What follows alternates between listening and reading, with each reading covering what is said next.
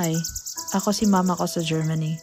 Isang Filipina nurse na nagtatrabaho sa Germany. Alas 6 pa lang ng umaga, gising na ang mundo ko.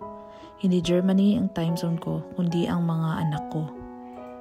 Pero ngayon, hindi muna ako nasa hospital. Naka-Elternzeit ako. May 3 kaming anak. 2 energetic na boys na 7 at 9 na taong gulang at isang baby girl na 4 months old pa lang.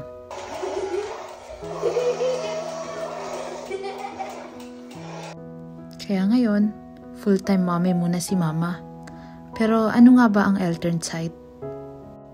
Dito sa Germany, ang Elternzeit ay pahintulot para sa mga magulang na tumigil muna sa trabaho para alagaan ng mga anak. Pwede ito hanggang 3 taon at may tinatawag na Elterngeld. Ito ang allowance o sahod na ibinibigay habang naka-leave ka. Sa unang 12 to 14 months ng bata, may monthly allowance kang matatanggap galing sa gobyerno. Nakabase ito sa sweldo mo noon ng 1 buong taon bago ka nabuntis. Kaya kahit nasa bahay ka, may kita ka pa rin. Ang asawa ko ay full-time night shift. Kaya sa umaga, ako ang gising. Ako ang gumagalaw. Pero hindi naman kami sabay matulog. Sabay naman kami mangangarap. Minsan, sabay-sabay lahat.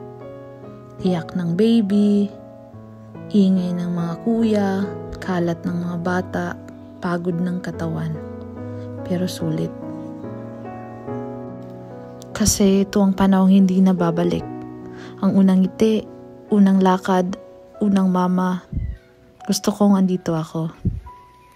Pero sa totoo lang, kahit nakakapagod, masarap sa puso. Kasi andito ako habang lumalaki sila. Ito ang Elternzeit. Panahon para sa pamilya, para sa mga unang yakap, unang tawa at unang mama. Isang araw na parang paulit-ulit pero hindi ko ipagpapalit.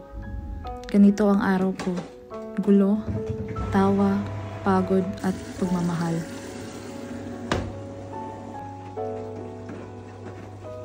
Ako si mama ko sa Germany at ito ang kwento ng isang Filipina nurse na pansamantalang huminto sa trabaho para sa pinakamalagang role, ang pagiging ina.